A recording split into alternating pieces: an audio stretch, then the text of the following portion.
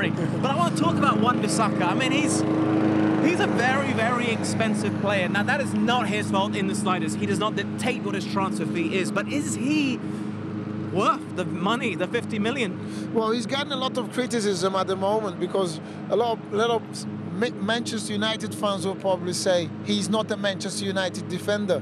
But there is something that I would like to explain, Adam. You see, when you play for a club like Crystal Palace, the pressure is different, right? Most of the time you are on your own half defending. And then you sign for such a huge club as Manchester United, who have had amazing fullbacks. So your attacking side of the game has to improve, has to be spot on. Wan Bissaka is an all-round good defender, right? Even at Crystal Palace, he wasn't known for his attacking flair.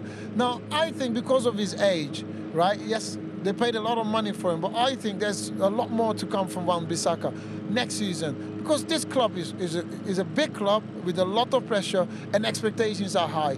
At the moment, he has not fulfilled that, I agree, but he's a fantastic player.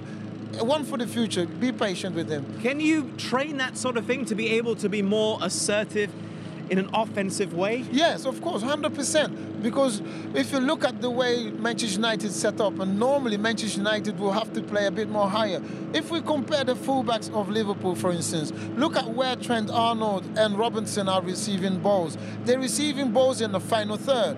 But Wan Bissaka receives balls still on his back line. Now that's the difference. He should have more courage, and they should coach him and tell him this is how we're going to play. Push higher up when you receive the ball. Now you are in the final third. 1-2s or deliver crosses. It's coachable. It is coachable. Yeah, 100%. Isn't it slightly worrying that at one point they almost let him go at Crystal Palace until he was converted into a defensive player? Because previously he was a winger. He was a winger, yeah. But if he couldn't do it there, if they said, all right, maybe this isn't good enough, that should be a concern, no? Well, I think, look, Manchester United is in transition, right? They're still building the team. He's a very good defender. No matter what everybody says, Adam, if you're a fullback from any coach, right, the first thing you will ask is, can you defend? Can you stop crosses? Are you good 1v1s? If you tick those 3 boxes, you can play in any team. And Wan Bissaka has got that. He needs to just learn adding a little bit more extra onto his game, which is the offensive side. That is coachable. You can train. And also it has to do with the style of play.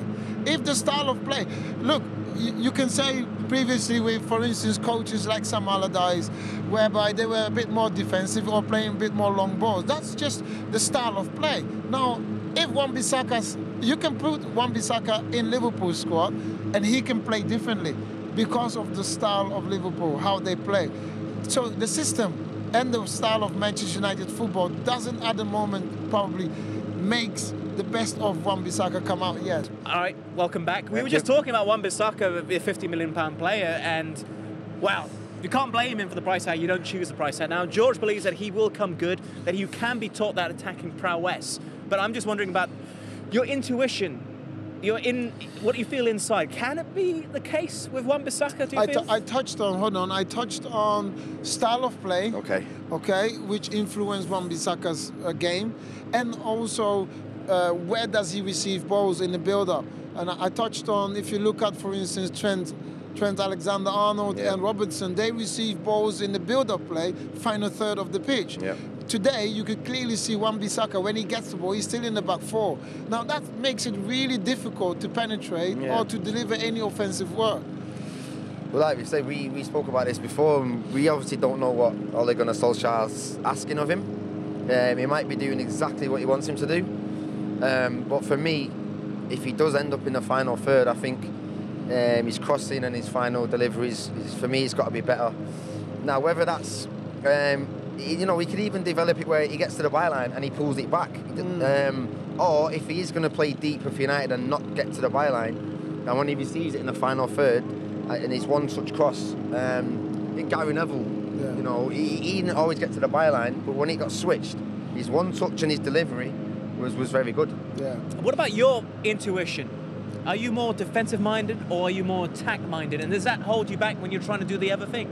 I'm a defensive fullback. You know, I came through Man United learning off Gary Neville, Wes Brown, and I think back then that's how fullbacks were. Yeah. You know, we had Gabriel Hines, Dennis, you know, they were solid fullbacks, defend first, and that's how I learned. Whereas now in the modern game, fullbacks are like wingers now. You've got to be like wingers. And Trent Alexander and Robertson are showing that week in, week out. And I think that's why, for me, I can't see Aaron Wan Bissaka getting in the England team. No? Because you've got Kieran Trippier and Trent Alexander who offer so much in the final third. Walker as well, maybe? And Walker can't even get in the England squad at the moment, which for me is, you know, that's next level, right? It's ludicrous for me, that. You know, what he's done for England and you know, how he's performed since he's been at Man City, even at Tottenham, to not even be anywhere near the squad. And then, for me, Aaron's behind them three. It's amazing to think that not too long ago, every player that started for Manchester United would be starting for their country.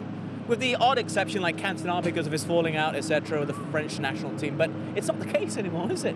I mean, 50 million and he's fourth choice for England.